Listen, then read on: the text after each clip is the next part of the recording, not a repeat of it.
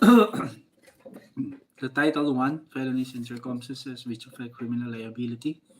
Chapter 1, Felonies. Article 3, Definition. Acts and omissions punishable by law are felonies. Felonies are committed not only by means of deceit or dolo, but also by means of fault or culpa. There is deceit when the act is performed with deliberate intent, and there is fault when the wrongful act results from imprudence, negligence, lack of foresight, or lack of skill. Felonies defined. Felonies are acts and omissions punishable by the revised penal code. Elements of felonies. The elements of felonies in general are that there must be an act or omission, that the act or omission must be punishable by the revised penal code, that the act is performed or the omission incurred by means of dolo or culpa. By means of dolo or culpa.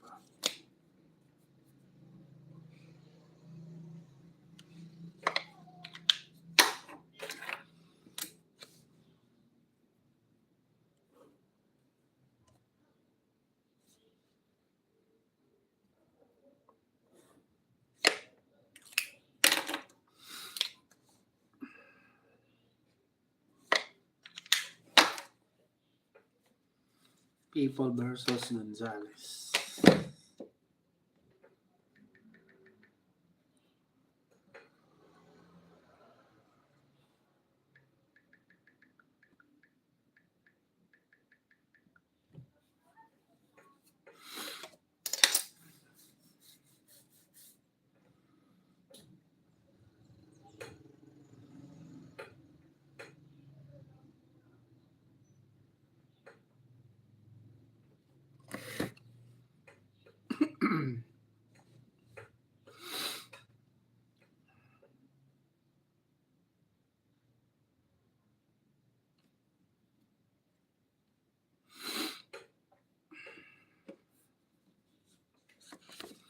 People versus Gonzales, March 19, 1990, GR number 80762.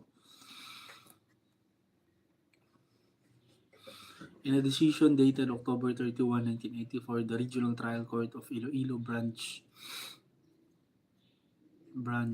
38, in criminal case number 13661, entitled People of the Philippines versus Fausta Gonzales, Augusto Gonzales, Custodio Gonzales Jr., Nerio Gonzales, and Rogelio Lanida, found all the accused except Rogelio Lanida, who eluded arrest and up to now has remained at large and not yet arraigned, guilty beyond reasonable doubt of the crime of murder as defined under Article 248 of the Revised Penal Code.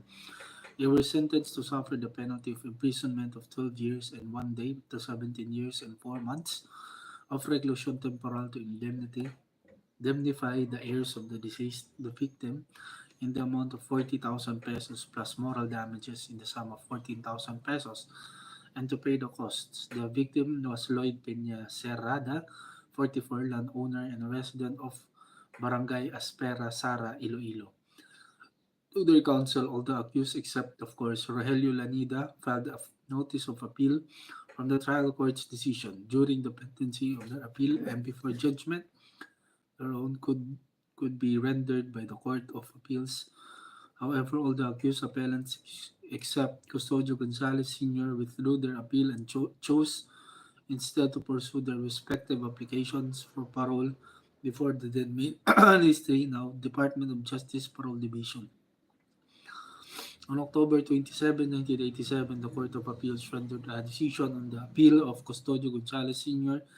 It modified the appeal decision in that the lone appellant was sentenced to reclusion perpetua and to indemnify the heirs of Lloyd Peña Serrada in the amount of 30,000 pesos. In all other respect, the decision of the trial court was affirmed. Further, on the basis of our ruling in People versus Ramos, the appellate court certified this case to us for review. The antecedent facts are as follows. At around 9 o'clock in the evening of February 21, 1981, Bartolome Faja, the barangay captain of Barangay Tipasya, Ajuy, Iloilo, was awakened from his sleep by the spouses Augusto and Fausta Gonzales.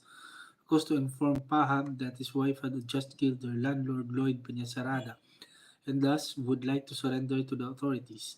Seeing Augusto still holding the knife allegedly used in the killing and Fausta with her dress smeared with blood, Paha immediately ordered a nephew of his to take the spouses to the police authorities at the municipal hall in Poblacion, Ajuy. As instructed, Paha's nephew brought the Gonzales spouses, who back-rode on his motorcycle to the municipal building.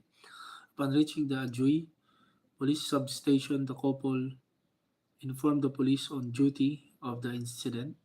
That same night, Patrolman Salvador Centeno of the Ajuy Police Force and the Gonzales spouses went back to Barangay Tipakla.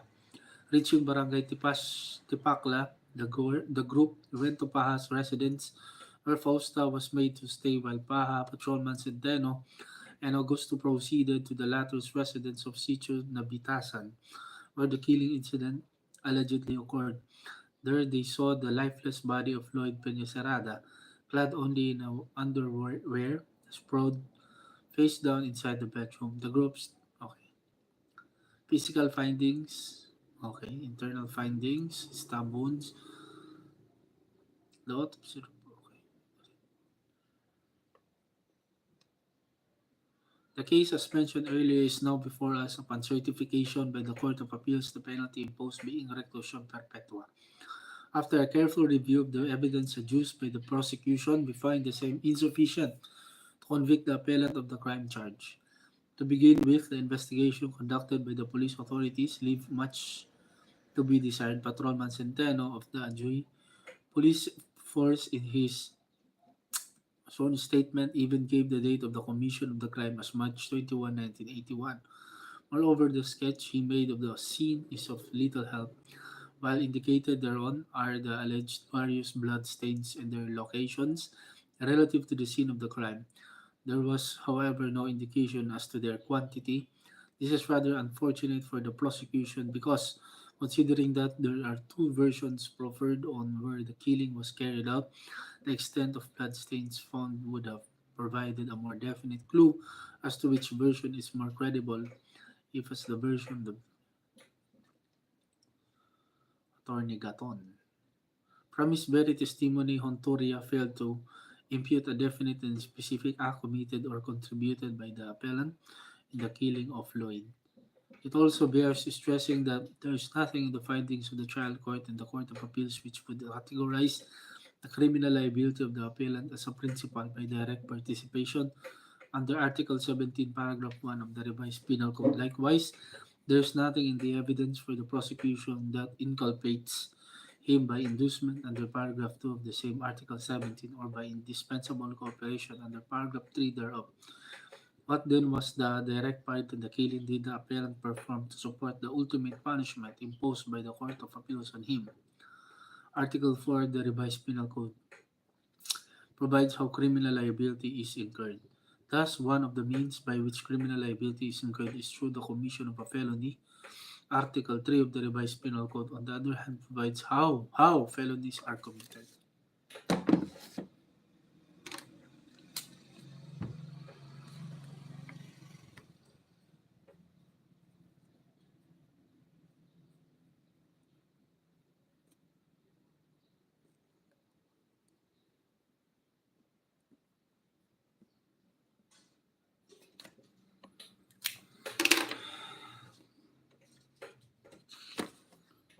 Thus, the Article 3 definition: acts and omissions punishable by law are felonies. Felonies are committed not only by means of deceit or dolo, but also by means of fault or culpa. There is deceit when the act is performed with deliberate intent, and there is fault when the wrongful act results from imprudence, negligence, lack of foresight, and lack of skill. Emphasis supplied. Thus, the elements of felonies in general are: there must be an act or omission. The act or omission must be punishable under the revised penal code. The act is performed or the omission is incurred by deceit or fault or dolo. Here, while the prosecution accuses and the two lower courts both found that the appellant was fault.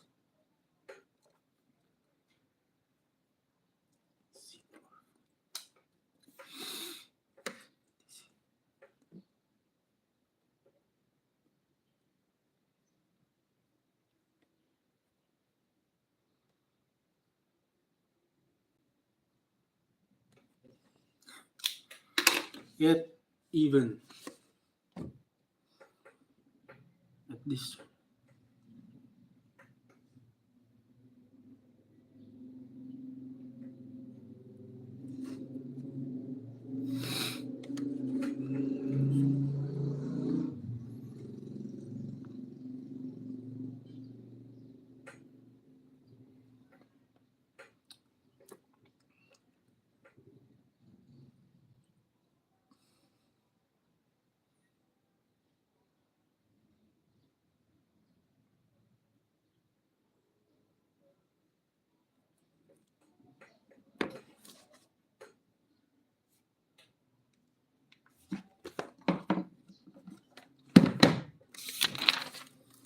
Important words and phrases in Article 3. Meaning of the word act.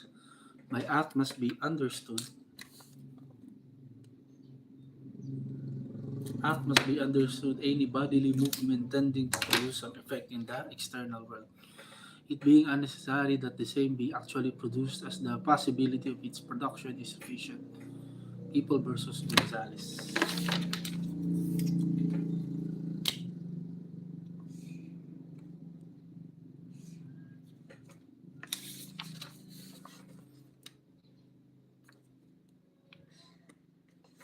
But the act must be one which is defined by the RPC as constituting a felony or at least an overt act of that felony that is an external act which has direct connection with the felony intended to be committed. An overt act of that felony that is an external act which has a direct connection. Direct connection.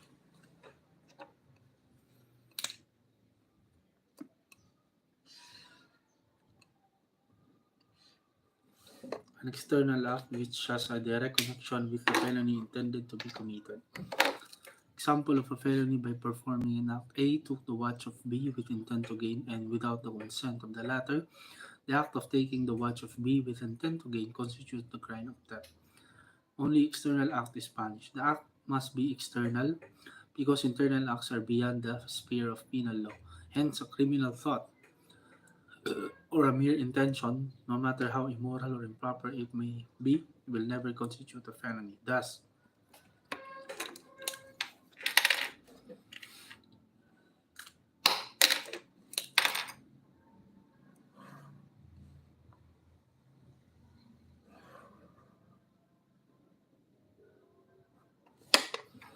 even if A entertains the idea of killing B, as long as he does not commence the commission of the crime directly by overt act, A is not criminally liable.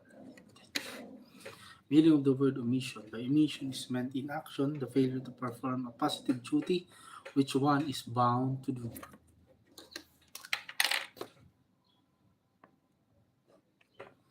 There must be a law requiring the doing or the performance of an act. Examples of a felony: by omission, anyone who fails to render assistance to any person whom he finds in an uninhabited place, wounded or in danger of dying, is liable for abandonment of persons in danger. Article 275, paragraph 1. An officer entrusted with collection of taxes who voluntarily fails to issue a receipt as provided by law is guilty of illegal exaction. Illegal exaction, Article 213.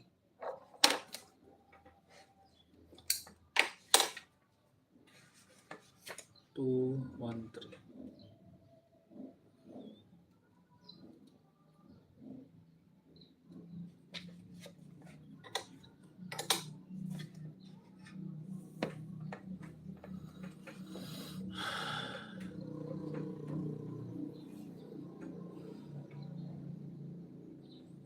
Frauds and illegal exaction and transactions.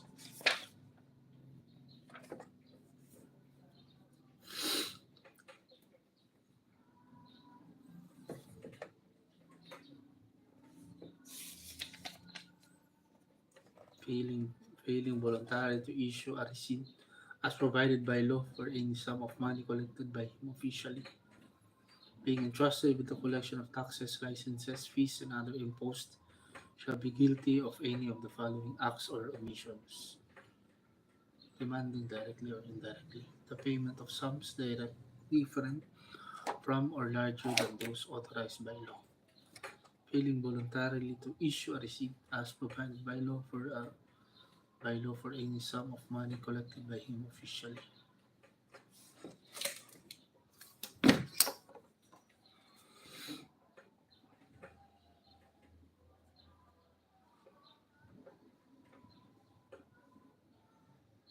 Illegal exaction.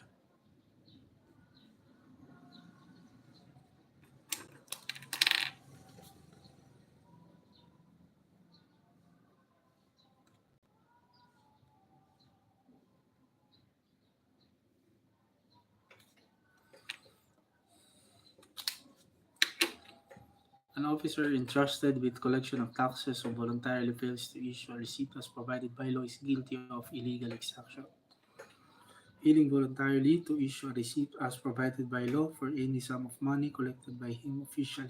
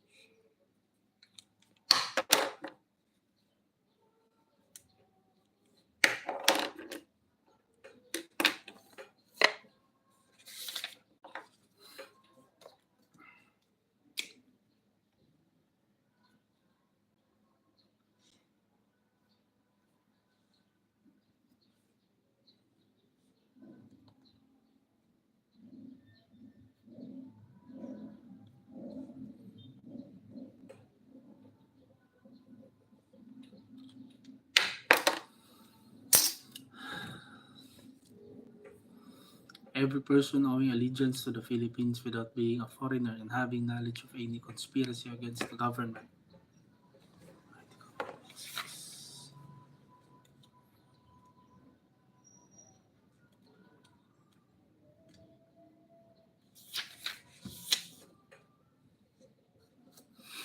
Misprision of treason.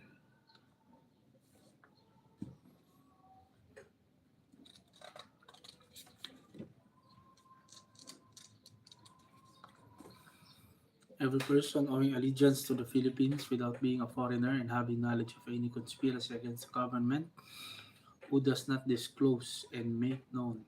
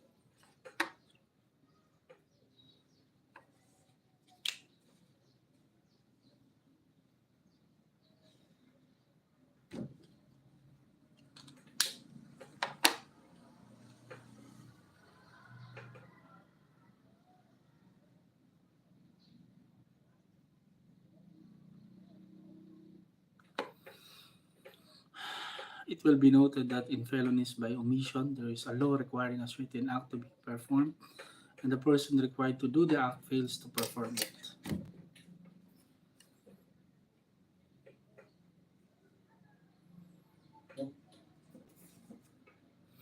Omission, omission,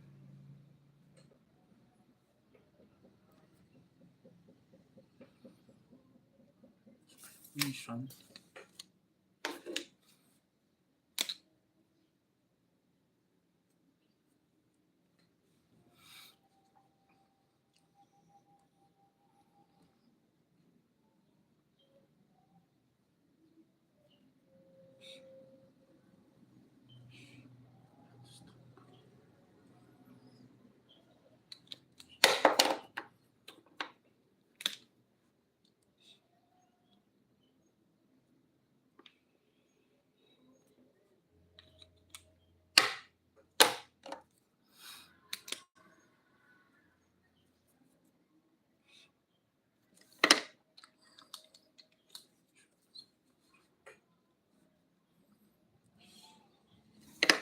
The omission must be punishable by law because there is no law that punishes a person who does not report to the authorities the commission of a crime which he witnessed. The omission to do is not a felony.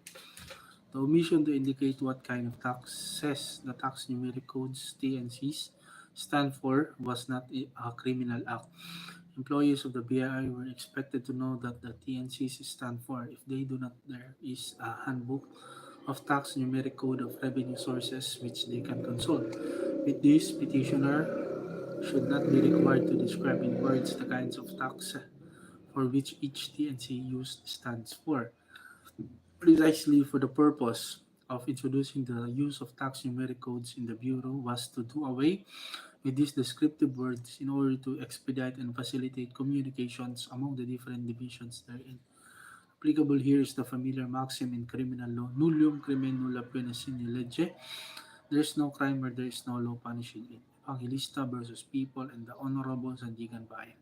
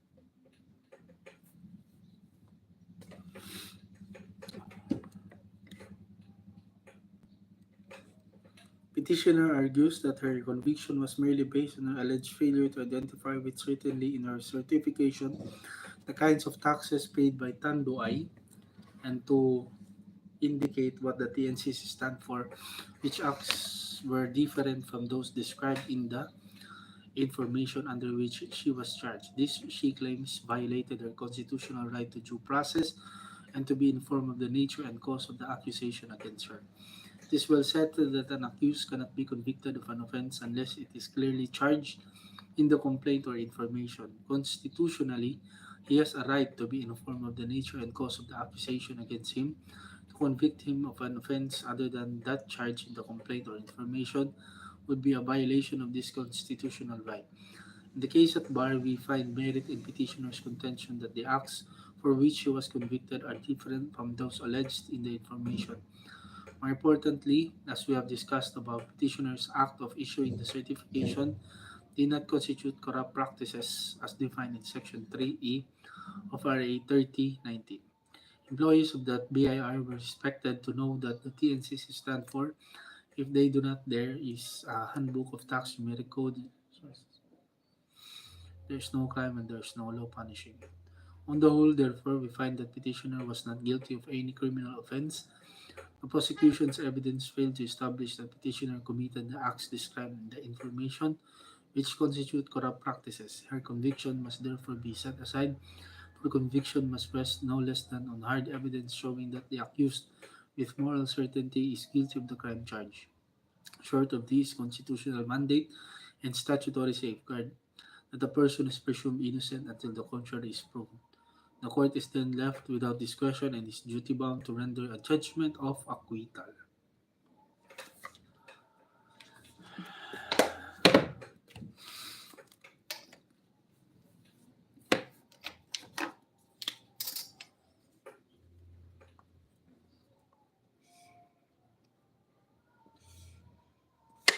People versus Silvestre and Atienza. Facts: Martin Atienza was convicted as principal by direct participation, and Romana Silvestre as accomplice of the crime of arson by the Court of First Instance. On the night of November 25, 1930, while Nicolas de la Cruz and his wife Antonia de la Cruz were gathered together with the appellants herein after supper, Martin Atienza told said couple to take their furniture out of the house because he was going to set fire to it. Upon being asked by Nicolas and Antonia why he wanted to set fire to the house, he answered that it was the only way he could be revenged upon the people of Masokol, who, he said, have instigated the charge of adultery against him and his co-defendant, Romana Silvestre. As Martin Atienza was at the time armed with a pistol, no one dared say anything to him, not even Romana Silvestre, who was about a meter away from her co-defendant. Alarmed at what Martin Atienza had said, the couple left the house at once to communicate with the barrio lieutenant, Benaventura Anya, as to what they had just heard Martin Atienza say. But they had hardly gone 100 arms length when they heard cries of fire, fire. Turning Turning back, they saw their homes in flames, flames. The fire destroyed about 48 houses. Romana listened to her co-defendants' thereat threat without raising a protest and did not give the alarm when the latter set fire to the house. Mere passive presence at the scene of another's crime, mere silence and failure to give the alarm without evidence of agreement or conspiracy is not punishable. Romana Silvestre was acquitted. Punishable by law. This is the other element of a felony. This is based upon the maxim nulla crimen, nulla pene sine lege.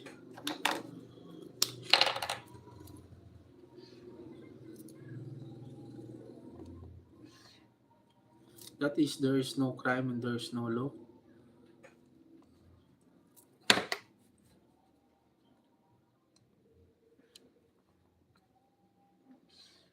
There is no law punishing it.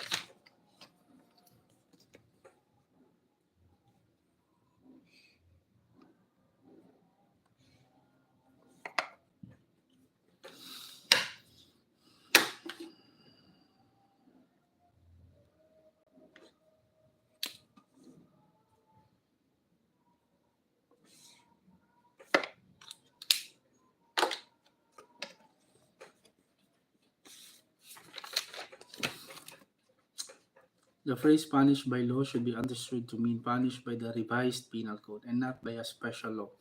That is to say, the term felony means acts and omissions punished in the RPC to distinguish it from the words crime and offense, which are applied to infractions of the law punished by special statutes.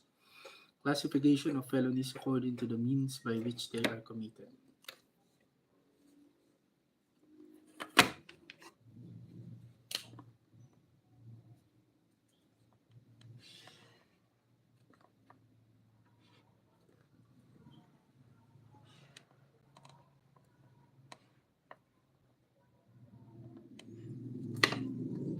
Article 3 classifies felonies according to the means by which they are committed, intentional felonies and culpable felonies. Thus, the second paragraph of Article 3 states that felonies are committed not only by means of deceit or dolo, but also by means of fault or culpa. Intentional felonies and culpable felonies distinguished. In intentional felonies, the act or omission of the offender is malicious. In the language of Article 3, the act is performed with deliberate intent with malice. The offender, in performing the act or in incurring the omission, has the intention to cause an injury to another. In culpable felonies, the act or omission of the offender is not malicious. The injury caused by the offender to another person is unintentional, it being simply the incident of another act performed without malice. As stated in Article 3, the wrongful act results from imprudence, negligence, lack of foresight, lack of skill.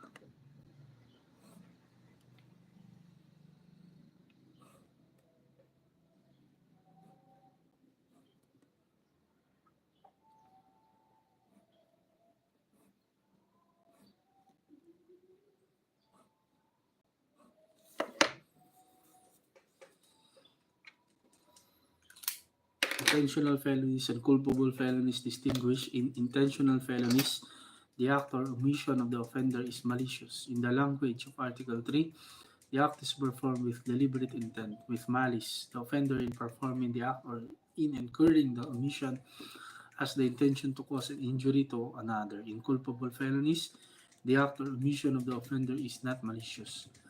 The injury caused by the offender to another person is unintentional, it being simply the incident of another act performed without malice. Felonies committed by means of dolo or with malice. The word deceit in the second paragraph of Article 3 is not the proper translation of the word dolo. Dolus is equivalent to malice, which is the intent to do an injury to another. When the offender, in performing an act or in incurring an omission, has the intention to do an injury to the person, property, or right of another, such an offender acts with malice.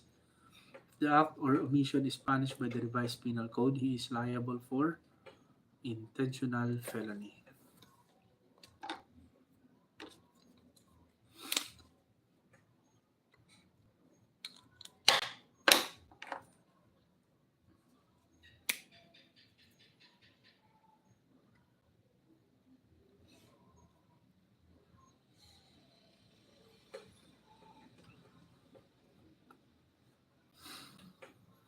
Intentional felony, the act or omission of the offender is malicious. Malicious. Culpable. Culpable felony. The offender is performing. In culpable felonies, the act or omission of the offender is not malicious.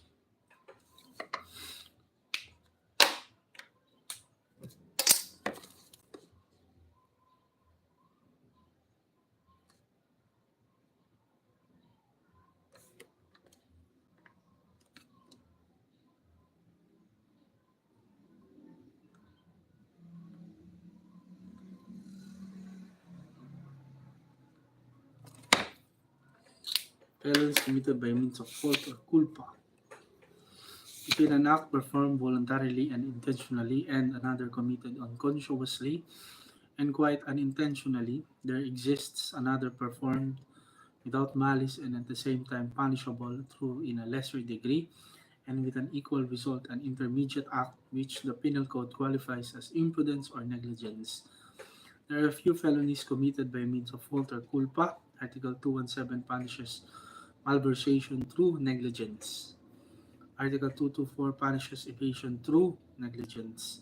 Article 365 punishes acts by imprudence or negligence, which had they been intentional would constitute grave, less grave, or light felonies. There are crimes which cannot be committed through imprudence or negligence, such as murder, treason, robbery, and malicious mischief. A person who caused an injury without intention to cause an evil may be held liable for culpable felony, not malicious.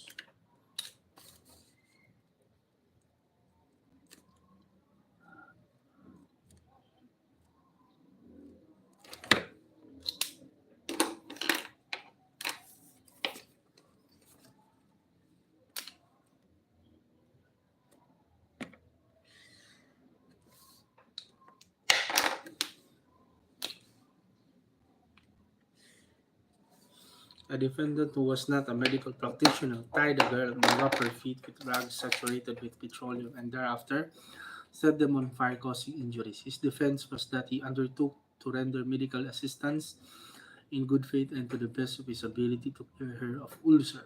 It was held that while there was no intention to cause an evil but to provide a remedy, the defendant was liable for physical injuries through imprudence. U.S. versus Divino. Imprudence, negligence, lack of foresight, or lack of skill. Imprudence indicates a deficiency of action. Negligence indicates a deficiency of perception. If a person fails to take the necessary precaution to avoid injury to person or damage to property, there is imprudence. If a person fails to pay proper attention and to use due diligence in foreseeing the injury or damage impending to be caused, there is negligence. Negligence usually involves lack of foresight, imprudence usually involves lack of skill.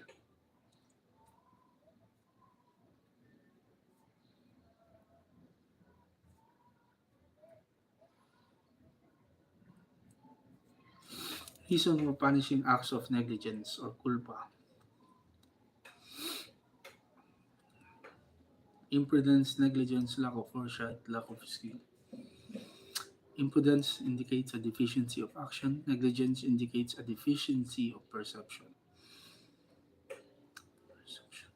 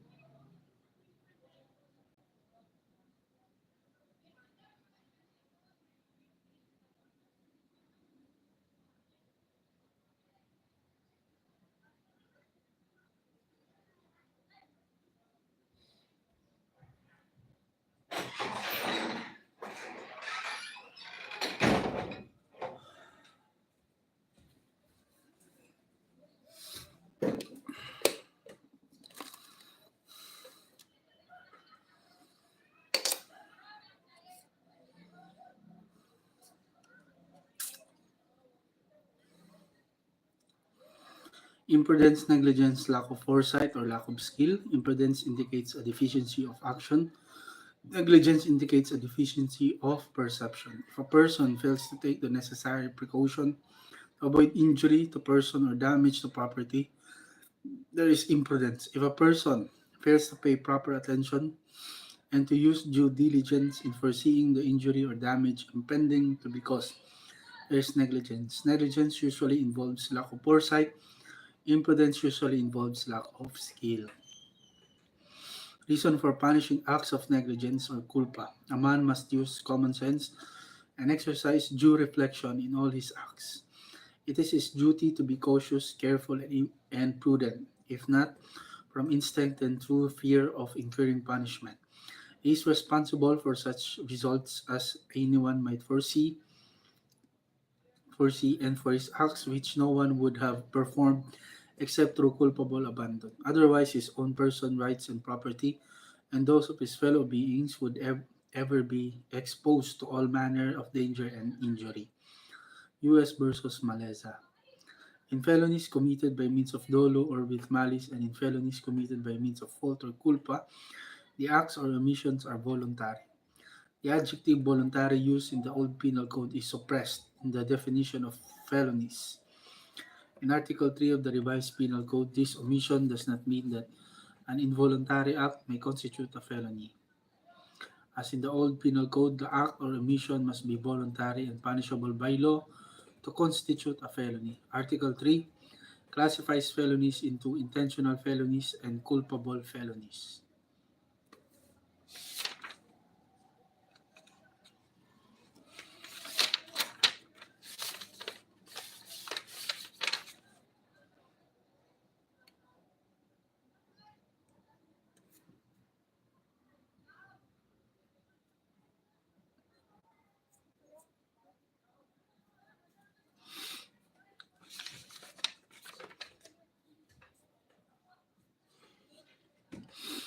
An intentional felony is committed when the act is performed with deliberate intent, which must necessarily be voluntary.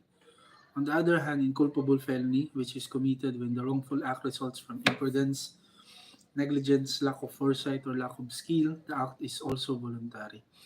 The only difference between intentional felonies and culpable felonies is that in the first, the offender acts with malice, whereas in the second, the offender acts without malice. Intentional felonies, culpable felonies. With malice, intentional felonies, culpable felonies without malice. An intentional felony is committed when the act is performed with deliberate intent, which must necessarily be voluntary.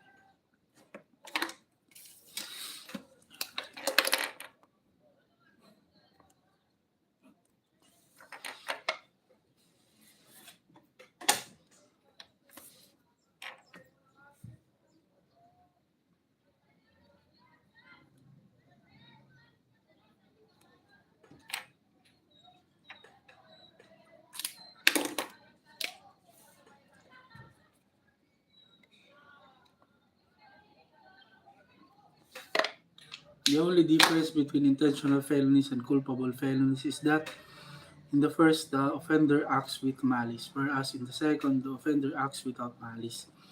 The definition of reckless imprudence in Article 365 says reckless imprudence consists in voluntarily, but without malice, doing or failing to do an act from which material damage results. Thus, a hunter who seemed to have seen with his lantern something like the eyes of a deer about 50 meters from him and then shot it, but much to his surprise on approaching that what he thought was a deer, it proved to be his companion perform a voluntary act in discharging his gun, although the resulting homicide is without malice, because he did not have the intent to kill the deceased. But the hunter, knowing that he had two companions, should have exercised all the necessary diligence to avoid every undesirable accident, such as the one that unfortunately occurred on the person of one of his companions. The hunter was guilty of the crime of homicide through reckless imprudence. A criminal act is presumed to be voluntary. Fact prevails over assumption and in the absence of indubitable explanation, the act must be declared voluntary and punishable. People versus Macalisang. Acts executed negligently are voluntary. U.S. versus Sayodike. Pax Sayodike picked up an air gun and asked the owner if it was loaded. The owner answered in the negative. After receiving instructions as to the handling and loading of the air gun, Sayodike discharged it. However, the gun was loaded and at the time it was discharged was pointed directly at the victim, causing a wound in the left breast which later caused her death. Redike was convicted of the crime of causing death by gross or reckless imprudence. He deliberately pulled the trigger of the airgun, thereby voluntarily and intentionally causing its discharge with the result that injury was produced.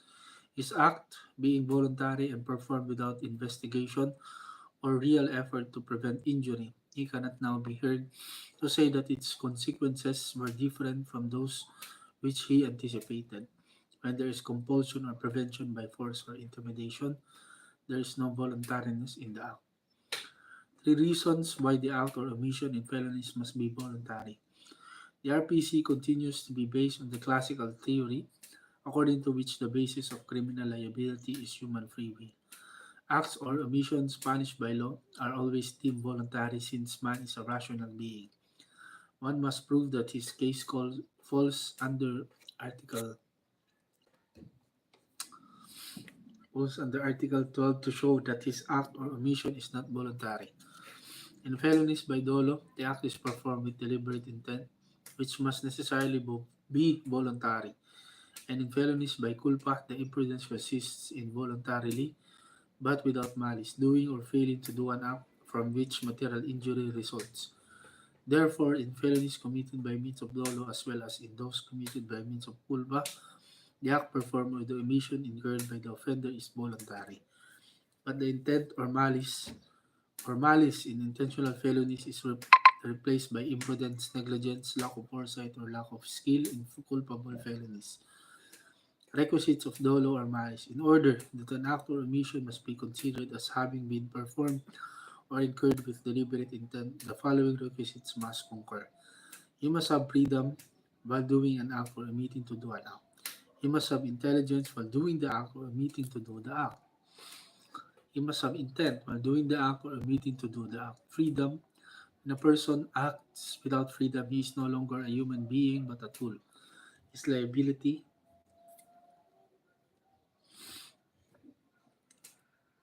is freedom.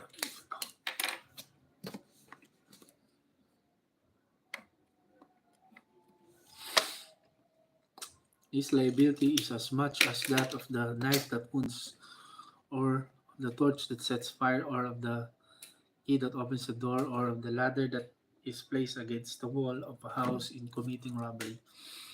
Thus, a person who acts under the compulsion of an irresistible force is exempt from criminal liability. Article 12, paragraph 5.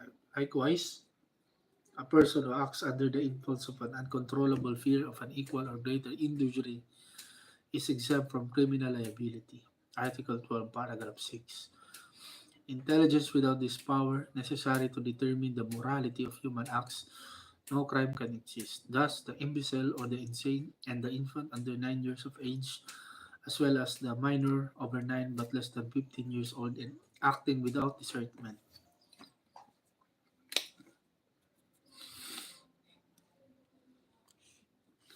have no criminal liability because they act without intelligence. Intent to commit the act with malice, being purely a mental process, is presumed, and the presumption arises from the proof of the commission of an unlawful act. All the three requisites of voluntariness in intentional felony must be present because a voluntary act is a free, intelligent, and intentional act. U.S. versus Acho.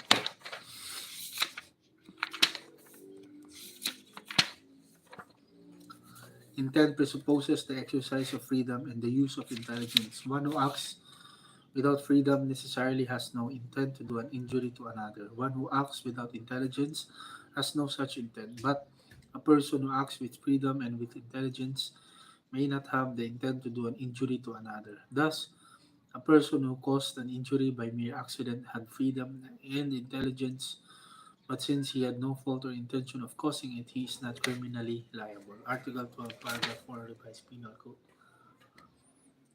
The existence of intent is shown by the overt acts of a person, where the defendant carried away articles belonging to another and concealed them from the owner and from the police authorities, denying having them in his possession. In the absence of a satisfactory explanation, it may be inferred that he acted with intent of gain. Intent is a mental state, the existence of which is shown by the overt acts of the person.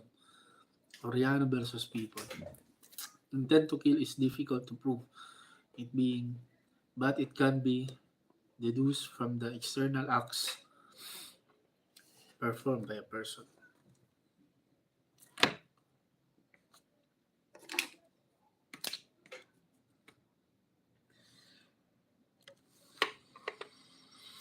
When acts naturally produce a definite result, courts are slow in concluding that some other result was intended. U.S. versus Mendoza. Criminal intent is presumed from the commission of an unlawful act. People versus Teban. Facts: the accused took a watch without the owner's consent.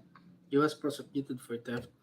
The accused alleged as a defense that the prosecution failed to prove the intent to gain on his part, an element of the crime of theft. Held from the Felonious Act, taking another's property of the accused freely and deliberately executed, the moral and legal presumption of a criminal and injurious intent arises conclusively and indisputably in the absence of evidence to the contrary.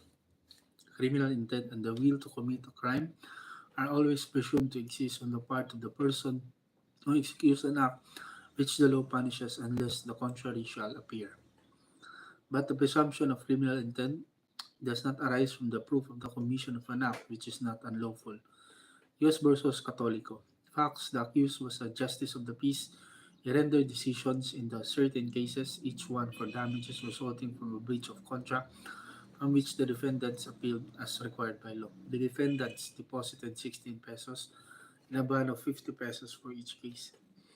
It appeared that the sureties on the said bonds were insolvent and that the defendants did not present new bonds within the time fixed by the accused as justice of the peace. Upon petition of the plaintiffs, the accused dismissed the appeals and ordered said sums attached and delivered to the plaintiffs in satisfaction of the judgment. The accused was prosecuted for malversation, a felony, a felony punishable now under Article 217. Held that the act of the accused in permitting the sums deposited with him to be attached in satisfaction of the judgment rendered by him was not unlawful. Everything he did was done in good faith.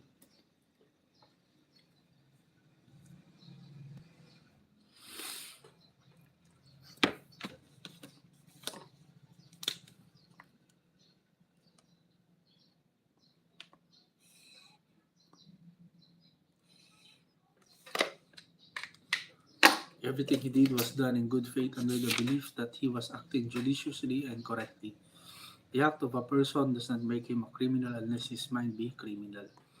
The maxim is actus non facit reum nisi mensit rea. A crime is not committed if the mind of the person performing to act complaint be innocent. It is true that a presumption of criminal intent may arise from a proof of the commission of a criminal act, and the general rule is that if it is proved that the accused committed the criminal act charged, it will be presumed that the act was done with criminal intention and that it is for the accused to rebut this presumption. But it must be borne in mind that the act from which such presumption springs must be criminal act. In the case at bar, the act was not criminal, where the facts proven are accompanied by other facts which show that the act complained of was not unlawful, the presumption of criminal intent does not arise. There is no felony by dolo if there is no intent. A presumption of criminal intent from the commission of an unlawful act may be rebutted by proof of lack of such intent. Thus, a minor who married without parental consent in violation of Article 475 of the Old Penal Code, which punishes any minor who shall contract marriage without the consent of his or her parents, was not liable criminally because she proved that she acted without malice.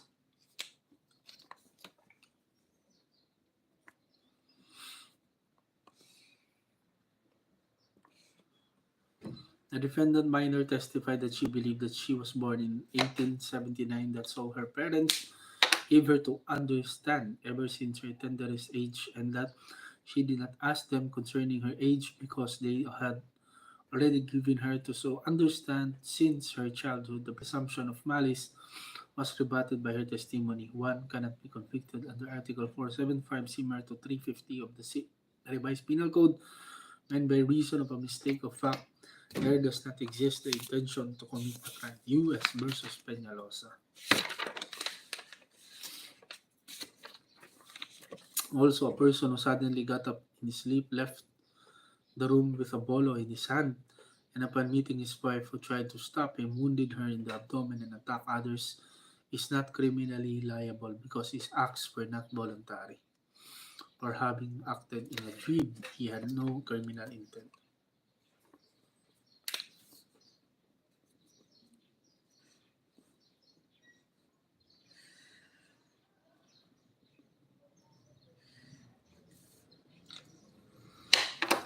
People versus Veronilla. Pax, the accused, was a military major of La Paz, Abara in 1944. He received an order from the regional commander of an infantry Philippine Army operating as a guerrilla unit to prosecute Arsenio Borjal for treason and to appoint a jury of 12 volumen. The jury found Borjal guilty of the charge, and the recommendation of the jury was approved by the headquarters of the guerrilla unit. For the execution of Borjal, the accused was prosecuted for murder. The accused acted upon orders of superior officers which turned out to be illegal. As a military subordinate, he could not question the orders of his superior officers. He obeyed the orders in good faith without being aware of their illegality, without any fault or negligence on his part. Criminal intent was not established. To constitute a crime, the act must, except in certain crimes, must made such by statute be accompanied by a criminal intent or by such negligence or indifference to duty or to consequences as in law is equivalent to criminal intent. U.S. versus Catolico. Mistake of fact.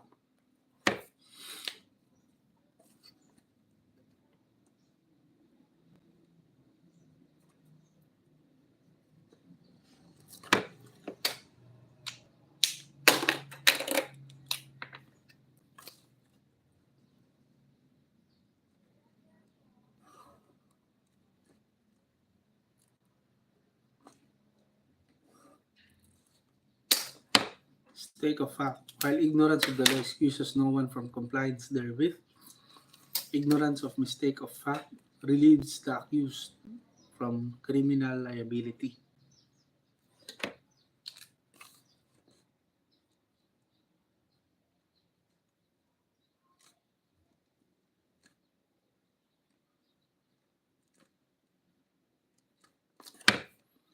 Mistake of fact is a misapprehension of fact on the part of the person who caused injury to another. He is not, however, criminally liable because he did not act with criminal intent. An honest mistake of fact destroys the presumption of criminal intent which arises upon the commission of a felonious act. People versus coaching. Requisites of a mistake of fact as a defense: that the act done would have been lawful had the facts been as the accused believed them to be, that the intention of the accused in performing the act should be lawful, and that the mistake must be without fault or carelessness on the part of the accused. Lack of intent to commit a crime may be inferred from the facts of the case. The accused was charged with theft for cutting and carrying away 33 coconut trees from the plantation of Menandro Atanasio, who owned the property adjacent to the plantation of Menandro, testified that he authorized the accused to cut down coconut trees within the boundary of his property. The barangay captain likewise testified that the accused sought his permission to cut down coconut trees on the land of Atanasio. The Supreme Court held that assuming that the trees were within Menandro's land, no malice or criminal intent could be attributed to the accused as he went to the plantation to cut down trees below.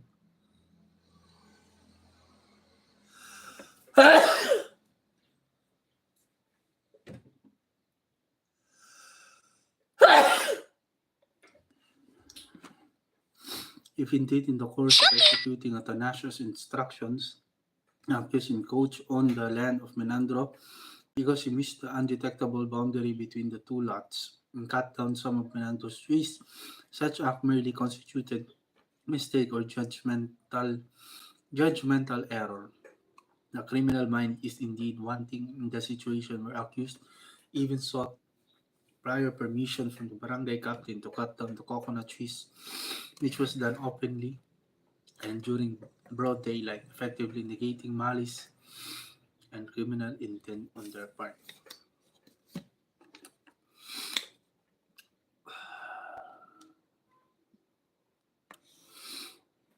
It defies reason that the accused would still approach the barangay captain if the real intention was to steal the coconut trees of Menando.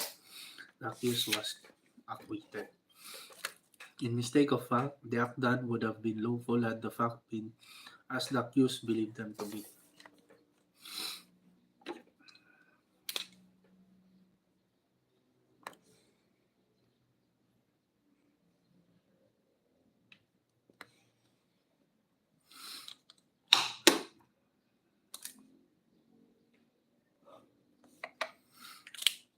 In other words, the act done would not constitute a felony had the facts been as the accused believed them to be. Thus, in the cases of U.S. versus Peñalosa and People versus Veronilla, the accused in the first case believed that she was already of age when she contracted marriage, and the accused in the second case believed that the orders of his superior officer were legal. Had they been the real facts, there would not be any felony committed. But even if they were not the real facts, since the accused acted in good faith, they acted without intent. Hence, their acts were involuntary.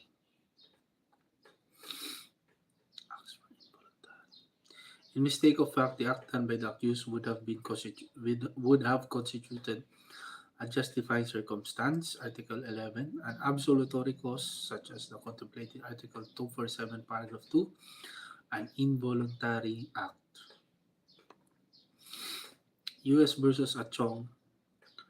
Achong was a cook in People versus Owanes. U.S. versus Achong. Achong was a cook in Fort McKinley. He was afraid of bad elements. One evening, before going to bed, he locked himself in his room by placing a chair against the door. After having gone to bed, he was awakened by someone trying to open the door. He called out twice, "Who is there?" but received no answer. Fearing that the intruder was a robber, he leaped from his bed and called out again, "If you enter." But at the precise moment, he was struck by the chair that had been placed against the door, and believing that he was being attacked, he seized a kitchen knife and struck the fatally wounded the intruder, who turned out to be his roommate. Acho must be acquitted because of mistake of fact. Had the facts been as the accused had as been had the facts been as Achong believed them to be, he would have been justified in killing the intruder under Article 11, Paragraph 1 of the RPC, which requires to justify the act that there be first, unlawful aggression on the part of the person killed, and second, reasonable necessity of the means employed to prevent or repel it. And third, a lack of sufficient provocation on the part of the person defending himself. If the intruder was really a robber, forcing his way into the room of Achong, there would have been an unlawful aggression on the part of the intruder. There,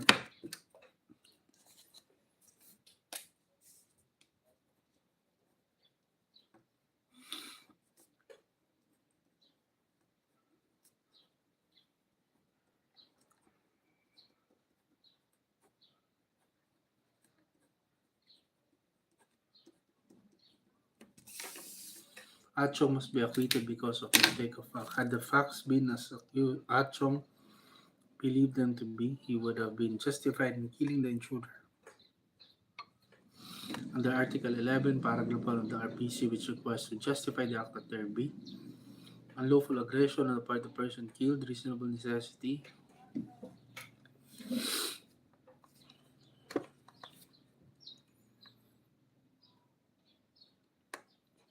lack of sufficient provocation on the part of the person defending himself. If the intruder was really a robber forcing his way into the room of Achong, there would have been unlawful aggression on the part of the intruder. There would have been a necessity on the part of Achong to defend himself and or his home. The knife would have been a reasonable means to prevent or repel such aggression, and Achong gave no provocation at all. Under Article 11 of the RPC, there is nothing unlawful in the intention as well as in the act of the person making the defense. People versus Owanis. Chief of Police Wanis and his co-accused Corporal Galanta were under the instructions to arrest Juan Balagtas, a notorious criminal and escaped convict, and if overpowered to get him dead or alive. Proceeding to the suspected house, they went into a room and on seeing a man sleeping with his back towards the door, simultaneously fired at him with their revolvers without first making any reasonable inquiry as to his identity. The victim turned out to be an innocent man Texon and not the wanted criminal. Both accused are guilty of murder. Even if it were true that the victim was the notorious criminal, the accused would not be justified in killing him while the latter was sleeping. In apprehending even the most notorious criminal, the law does not permit the captor to kill him. It is only when the fugitive from justice is determined to fight the officers of the law who are trying to capture him that killing him would be justified. The mistake must be without fault or carelessness on the part of the accused. Achong case and Wanis case distinguished. In the Achong case, there is an innocent mistake of fact without any fault or carelessness on the part of the accused because having no time or opportunity to make any further inquiry and being pressed by circumstances to act immediately, accused had no alternative but to take the facts as they then appeared to him, and such facts justified his act of killing consist.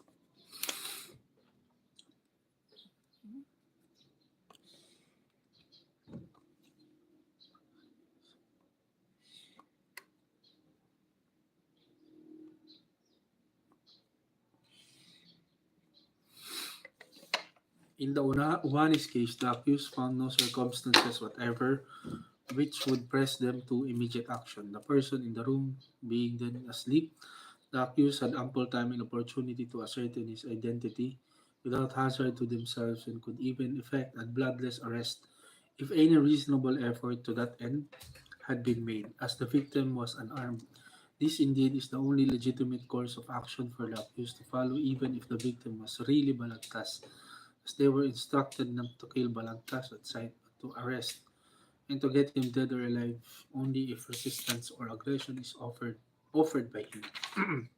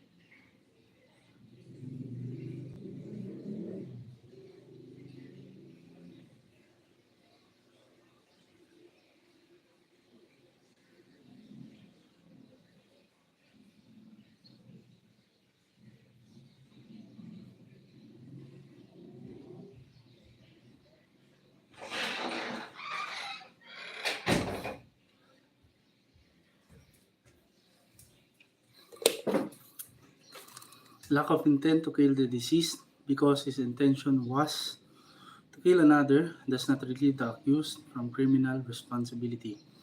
That the accused made a mistake in killing one man instead of another cannot relieve him from criminal responsibility. He having acted maliciously and willfully. People versus Kona. In mistake of fact, the intention of the accused in performing the act should be lawful. Thus, in error persone or mistake in the identity of the victim, the principle of mistake of fact does not apply. A wanted to kill B, shooting him with a pistol, thinking thinking that the person walking in dark alley was B. A shot the person. It turned out that the person killed was C, the brother of A. A had no intention to kill C. Since the act and intention of A in firing his pistol are unlawful, A cannot properly invoke the principle of mistake of fact in his defense. No crime of resistance when there is a mistake of fact. One who resists an arrest believing that the peace officer is a bandit but who submits to the arrest immediately upon being informed by the peace officer that he is a policeman is not guilty of the crime of resistance of an agent of the authority under Article 151 of the RPC because of mistake of fact. U.S. versus Bautista. When the accused is negligent, mistake of fact is not a defense. People versus De Fernando. Facts. The accused, a policeman, was informed that three convicts had escaped. In the dark, he saw a person going up the stairs of a house carrying a ball and calling for someone inside. The daughter of the owner of the house was at the time with the accused, who fired a shot in the air. As the unknown person continued to ascend the stairs and believing that he was one of the escaped convicts, the accused fired directly at the man, who turned out to be the nephew of the owner of the house, ruling he is guilty of homicide through reckless negligence. The victim called for someone in the house. That fact indicated that he was known to the owner of the house. The accused should have inquired from the daughter of the owner of the house as to who the unknown person might be. The defense of mistake of fact is untenable when the accused is charged with a culpable felony. In mistake of fact, what is involved is lack of intent on the part of the accused.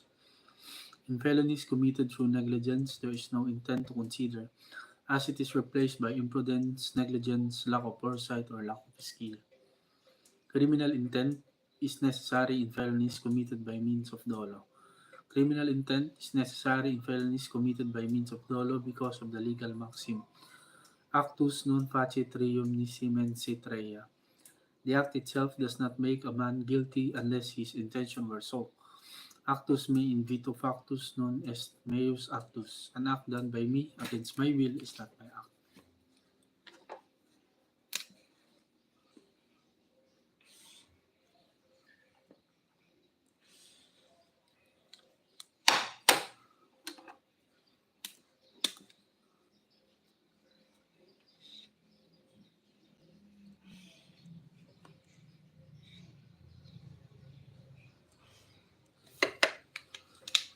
Distinction between general intent and specific intent.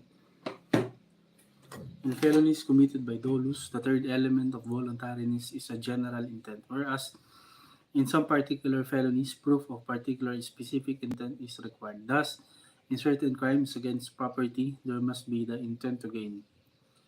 Article 293 robbery, Article 308 theft. Intent to kill is essential in frustrated or attempted homicide.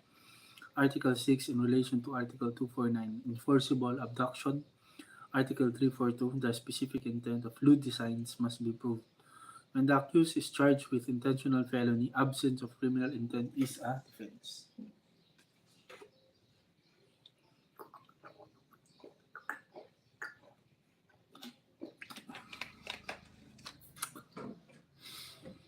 When the accused is charged with a felony, absence of criminal intent is a defense. In the absence of criminal intent, there is no liability for intentional felony. All reasonable doubt intended to demonstrate error and not crime should be indulged in for the benefit of the accused. People versus Pacana. There's only error on the part of the person doing the act. He does not act with malice, and for that reason, he is not criminally liable for intentional felony. Criminal intent is replaced by negligence and imprudence in felonies committed by means of culpa. In felonies committed by means of culpa, since the doing of or failing to do an act must also be voluntary, there must be freedom and intelligence on the part of the offender, but the requisite of criminal intent which is required in felonies by dolo is replaced by the requisite of imprudence, negligence, lack of foresight, or lack of skill. Such negligence or indifference to duty or to consequence is in law equivalent to criminal intent. US versus Catolico. But in felonies committed by means of culpa, the mind of the accused is not criminal. However, this act is wrongful because the injury or damage caused to the injured party results from the imprudence, negligence, lack of foresight, or lack of skill of the accused. Therefore, in order that the act or omission in felonies committed by means of fault or culpa may be considered voluntary, the following requisites must concur. He must have freedom while doing an act or omitting to do an act. He must have intelligence while doing the act or omitting to do the act. He is imprudent, negligent, or lacks foresight or skill while doing the act or omitting to do the act. In culpable felonies, the injury caused to another should be unintentional, it being simply the incident of another act performed without malice. People versus Gillian. Gillian, testifying in his own behalf, stated that he performed the act voluntarily, that his purpose was to kill the president, but that it did not make any difference to him if there were some people around the president when he heard that Gillian. Mistaken the identity of the intended victim is not reckless imprudence.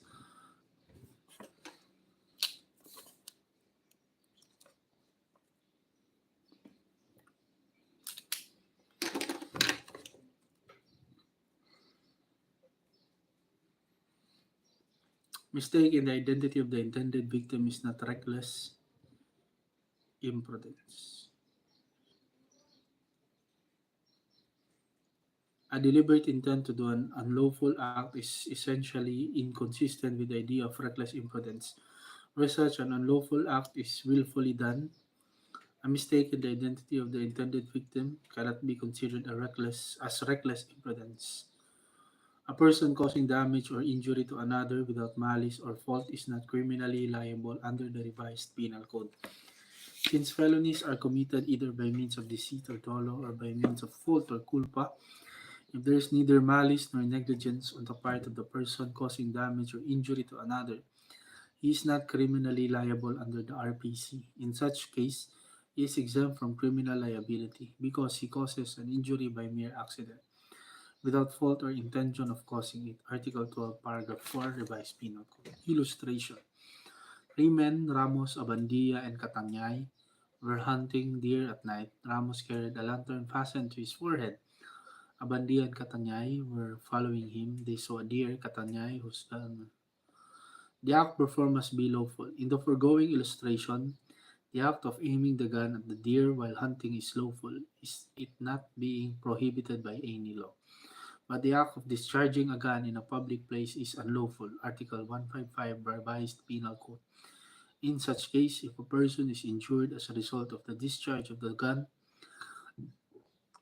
the one discharging it in a public place is criminally liable for the injury caused. Third class of crimes are those punished by special laws. There are three classes of crimes. The RPC defines intentional felonies and culpable felonies. The third class of crimes are those defined and penalized by special laws, which include crimes punished by municipal or city ordinances.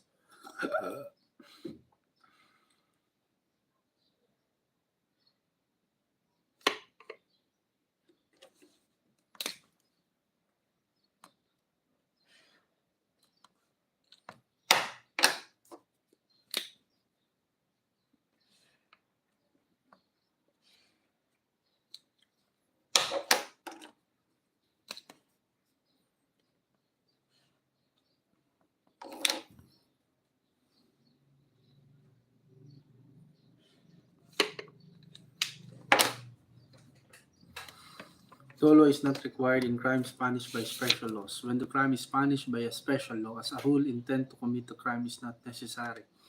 It is sufficient that the offender has the intent to perpetrate the act prohibited by the special law. Intent to commit the crime and intent to perpetrate the act must be distinguished. A person may not have consciously intended to commit a crime, but he did intend to commit an act, and that act is by the very nature of things the crime itself. In the first, intent to commit the crime, there must be criminal intent. In the second, intent to perpetrate the act, it is enough that the prohibited act is done freely and consciously.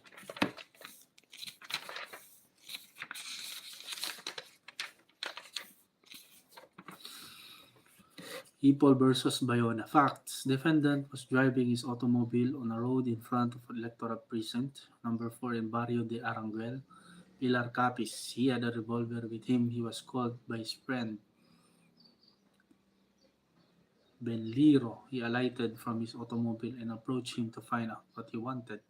He did not leave his revolver because there were many people in the road in front of the polling place and he might lose it. He was within the fence surrounding the polling place when Jose E. Desiderio, a representative of the Department of the Interior, took possession of the revolver defendant was carrying.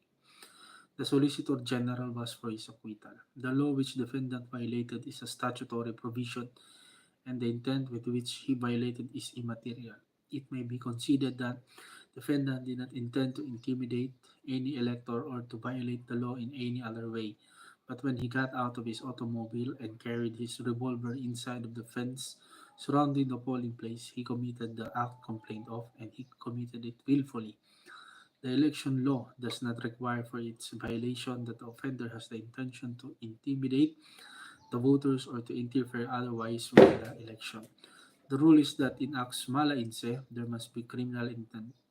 But in those mala prohibita, it is sufficient if the prohibited act was intentionally done.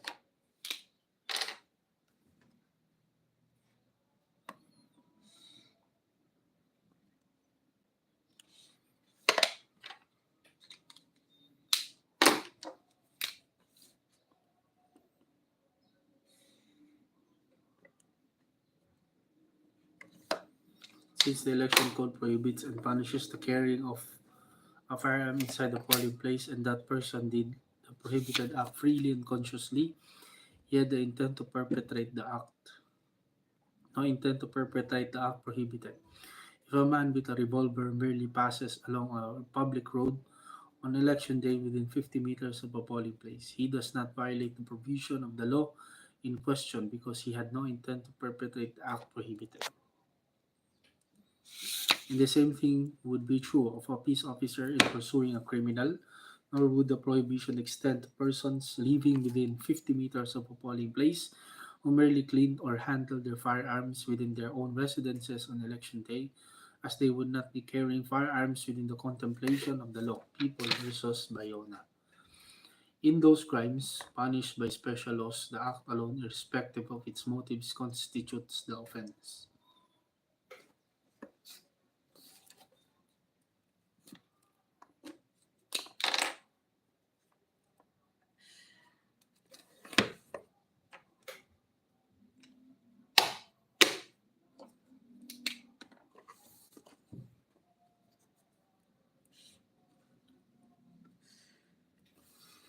Intellectual property code is malum prohibitum and prescribes a strict liability for copyright infringement. Good faith, lack of knowledge of the copyright, or lack of intent to infringe is not a defense against copyright infringement. ABS-CBN Corporation versus Gozon. Tan versus Baliena. Facts. Petitioners were charged with violations of the SSS law for their failure to either promptly report some of the respondents for compulsory coverage membership with the SSS or remit their SSS contributions and loan amortizations. Petitioners did not deny their fault in not remitting the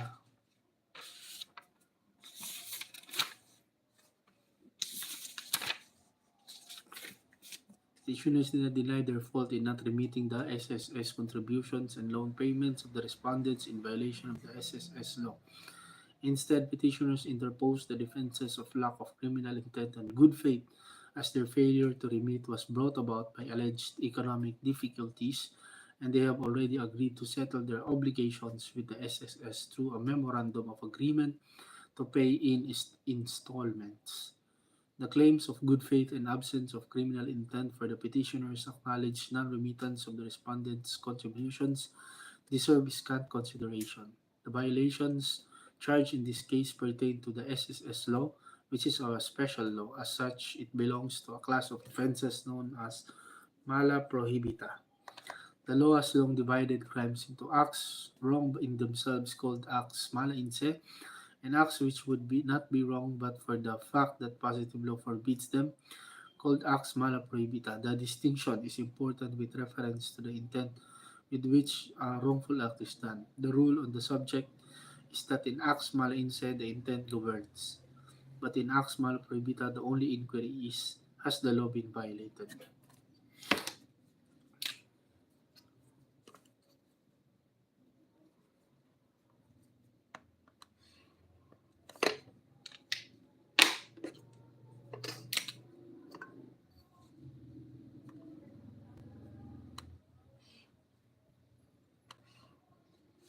When an act is illegal, the intent of the offender is immaterial. Good faith and absence of criminal intent not valid defenses in crimes punished by special laws. Accused was charged with the crime of illegal possession of firearm. The fact that the firearm in question was issued to the accused by the provincial governor of Lanao del Norte to be used in the performance of his official duties as deputy governor, and the accused had been issued a permit by the acting provincial commander to carry said firearm outside his residence is not a valid defense in this case. The appellant relies upon the decision of the Court of Appeals in the case of People versus ASA, where members of a civilian guard organization were acquitted because they had no intention to commit the offense charge and believed in good faith that, as civilian guards, they could possess firearms issued by the head of the civilian guard organization.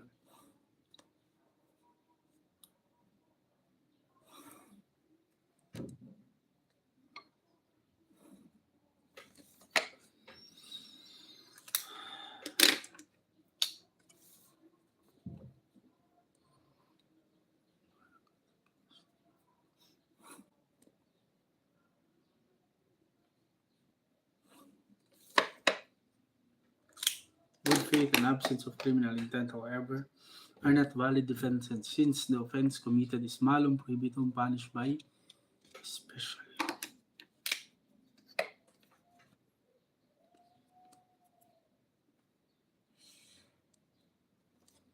The appointment to and holding of the position of a secret agent to the provincial governor does not constitute a sufficient defense to a prosecution for the crime of illegal possession of firearm and ammunition. Exception: temporary, incidental, casual, or harmless possession or control of a firearm is not a violation of a statute prohibiting the possessing or carrying of this kind of weapon.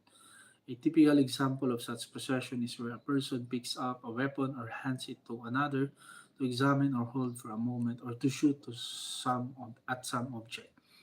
People versus Estoista. Mala in se and mala prohibita distinguished. There is a distinction between crimes which are mala in se or wrongful from their nature, such as theft, rape, homicide, etc., and those that are mala prohibita or wrongful merely because prohibited by statute, such as illegal possession of firearms.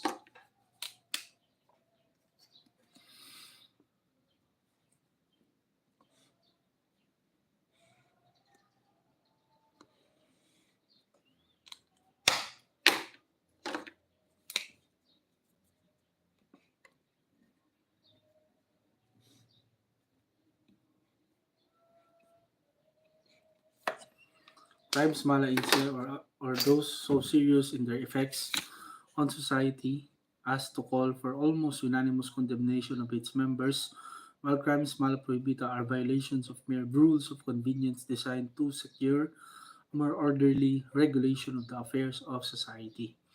In acts mala in se, the intent governs, but in those mala prohibita, the only inquiry is, has the law been violated?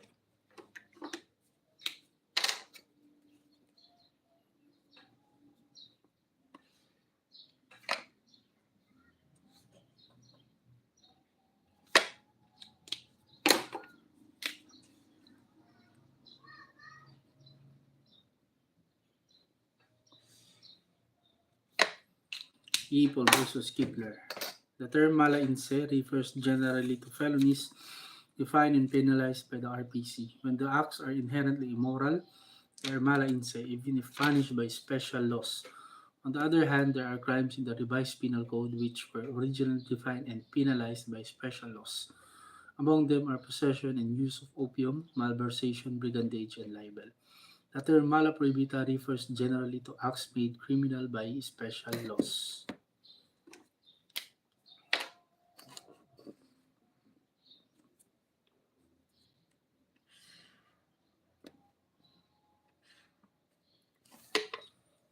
When the acts are inherently immoral, they are mala in se,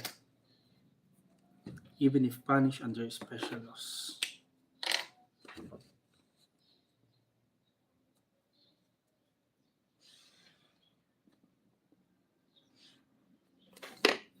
Garcia versus CAM.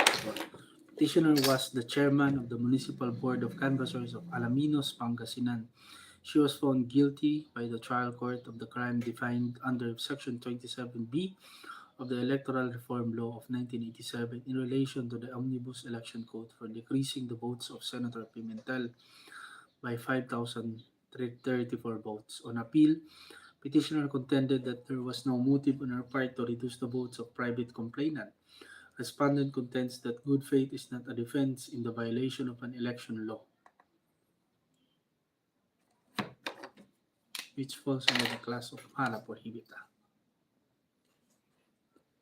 Provides that any member of the Board of Election Inspectors or Board of Canvassers who tampers, increases, or decreases the votes received by a candidate in any election shall be guilty of an election offense. Clearly, the acts prohibited in Section 27B are mala in se. Intentionally increasing or decreasing the number of votes received by a candidate is inherently immoral, since it is done with malice and intent to injure another. In this case, petitioner admitted that she was indeed the one who announced the figure of 1,921 and that she was the one who prepared the certificate of canvass, though it was not her duty. To our mind, preparing the COC, even if it was not her task, manifests an intention to perpetuate the erroneous entry in the COC. The conviction of the petitioner is affirmed. The Electoral Reform Law and Omnibus Election Code, as far as their penal provisions are concerned, are special laws, since they are not part of the RPC and its amendments. Intent distinguished from motive. Motive is the moving power which impels one to action for a definite result. Intent is the purpose to use a particular means to effect such result. Motive is not an essential element of a crime and hence need not be proved for purposes of conviction. People versus Aposada. An extreme moral perversion may lead a man to commit a crime without a real motive but just for the sake of committing it. Or the apparent lack of a motive for committing a criminal act does not necessarily mean that there is none, but that simply it is not known to us, for we cannot probe into the depths of one's conscience where it may be found, hidden away and inaccessible to our observation. People versus Taneo. One may be convicted of a crime whether his motive appears to be good or bad, or even though no motive is proven. A good motive does not prevent an act from being a crime. In mercy,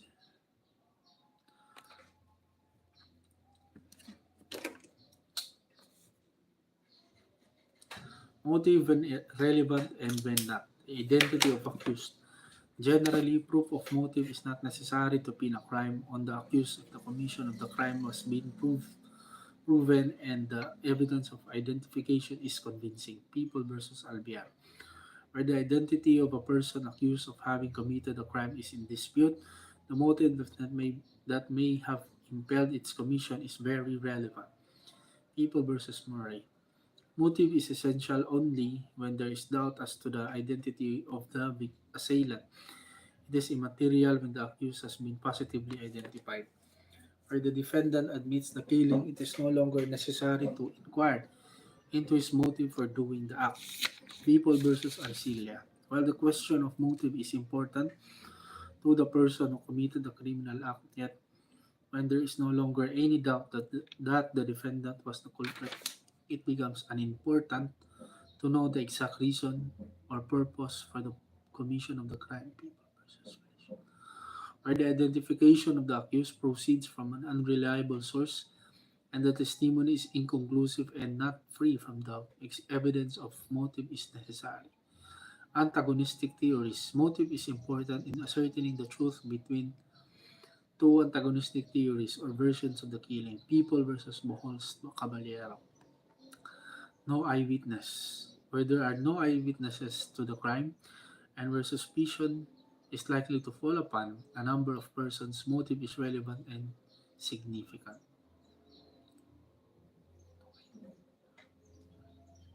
Circumstantial evidence or sufficient evidence. If the evidence is merely circumstantial, proof of motive is essential. Proof of motive is not indispensable. Where guilt is otherwise established, sufficient evidence.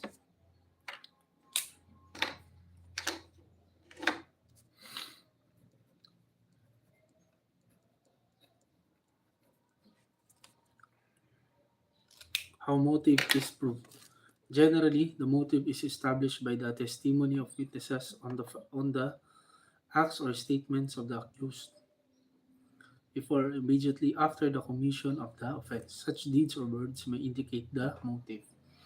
Parioquinto versus Fernandez. Motive proved by the evidence.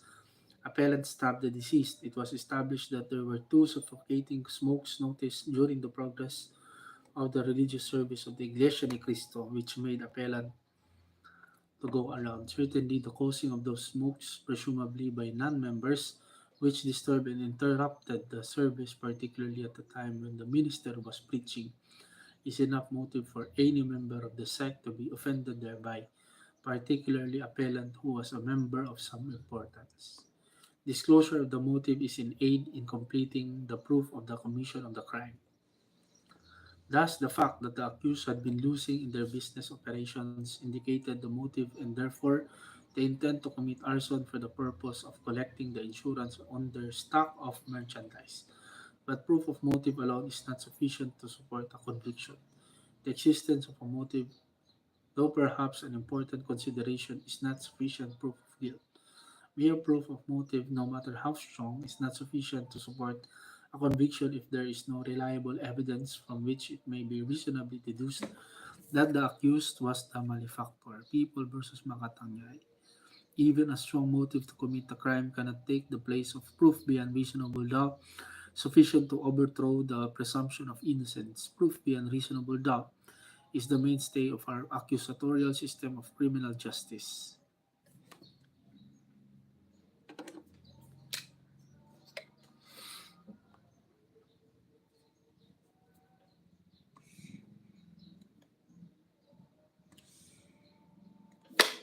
Lack of motive may be an aid in showing the innocence of the accused. In a case, the Supreme Court concluded that the defendant acted while in a dream and his acts, with which he was charged, were not voluntary in the sense of entailing criminal liability. Under the special circumstances of the case in which the victim was the defendant's own wife, whom he dearly loved, and taking into consideration the fact that the defendant tried to attack also his father, in whose house and under whose protection he lived, besides attacking Tanner and Malinaw, his guests, whom he himself invited, as may be inferred from the evidence presented, the court finds not only lack of motives for the defendant to voluntarily commit the acts complained of, but also motives for not committing said acts. Lack of motive to kill the deceased has been held as further basis for acquitting the accused, where the lone testimony of the prosecution witness is contrary to common experience and therefore incredible. People versus Badiray.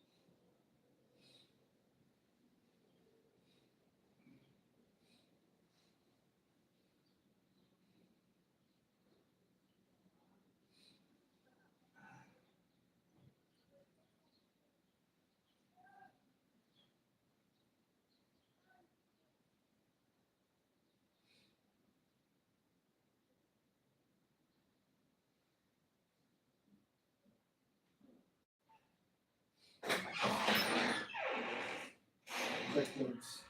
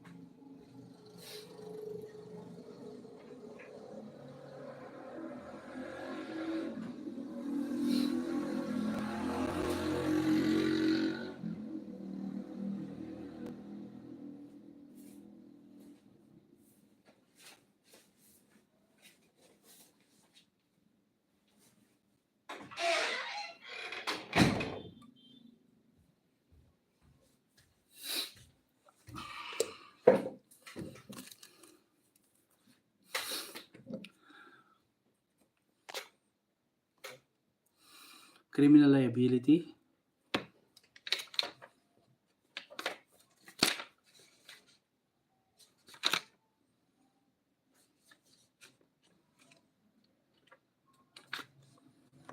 The next topic will be criminal liability. Criminal liability shall be incurred by any person committing a felony or delito, although the wrongful act can be different from that which he intended, by any person performing an act which would be an offense against persons or property, were it not for the inherent impossibility of its accomplishment or on account of the employment of inadequate or ineffectual means. Pater noster, qui essentialis sanctificetur nomen tuum, adveniat regnum tuum, fiat voluntas tua, sicut in cielo et in terra. Panem nostrum quotidianum da nobis hodie, et debiti nobis debita nostra, sicut et nos debitimus debitoribus nostris, et ne nos inducas in tentationem, sed libera nos a malo. Amen. Ave Maria, gratia plena, Dominus tecum, benedicta tu in mulieribus, et benedictus fructus ventris tui, Iesus. Sancta Maria Mater Dei, ora pro nobis peccatoribus nunc et in hora mortis nostrae.